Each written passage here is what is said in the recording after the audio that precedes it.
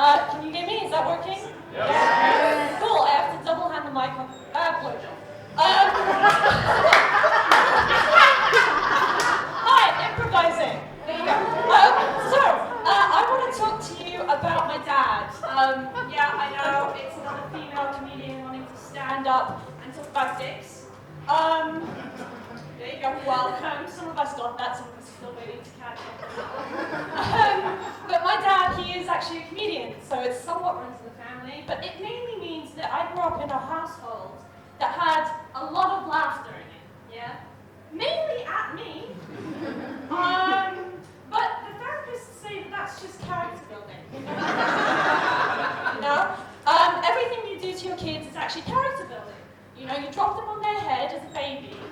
It's just character building, you know? You drop them multiple times on their head. They're not going to turn into a psycho. No. They're just going to be really, really, really multiple characters.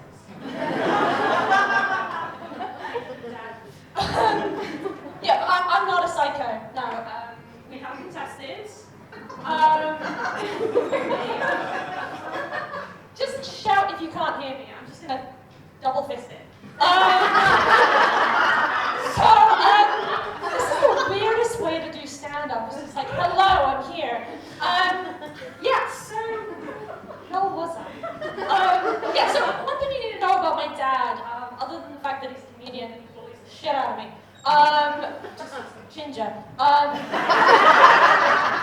character building, is my dad, actually, he's lovely, he's actually genuinely caring, the two of us have an amazing relationship, but he also looks like a drug dealer.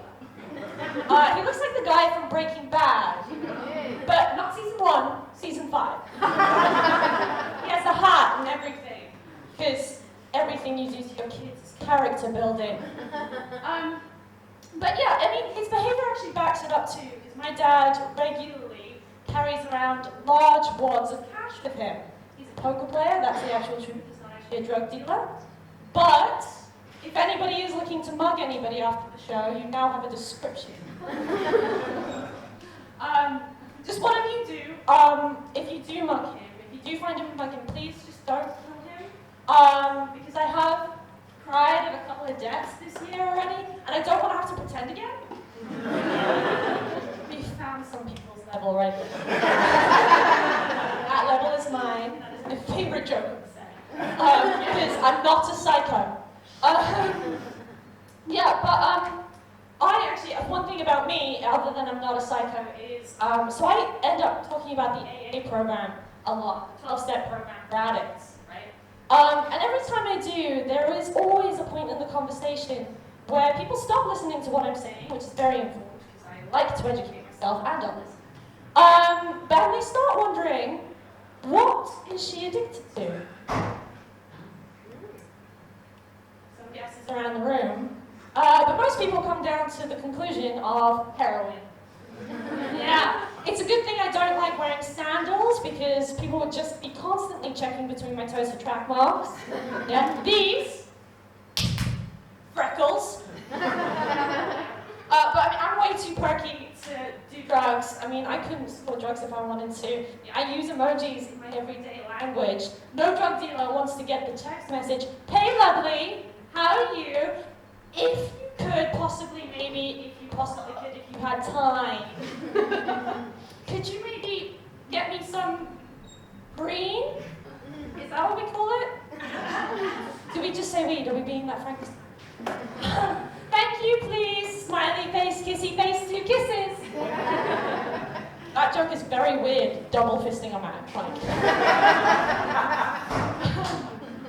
Daddy issue connotations, right? But yeah, I've kind of come to the acceptance that I do look like a recovering heroin addict.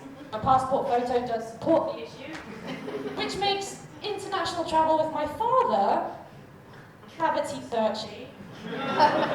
We're very close. Ooh. Pretending to cry at people's deaths is funny, but alright, we're finding levels, we're learning more about you guys. But my dad and I, we actually, I took him to Heathrow the other day. He travels internationally quite a lot, which is a surprise. And I ended up there half an hour early, so I just went for a wander.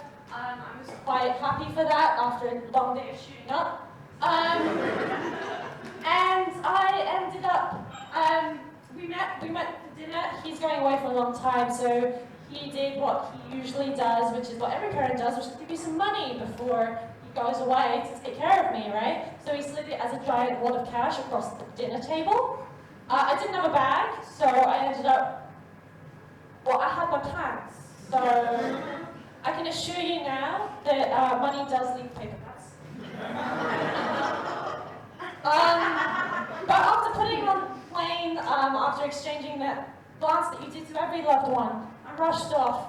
And that's when I realized the one truth about my father and I. My dad and I have a really, really good relationship. It's always full of laughter, if it's at me or not at me.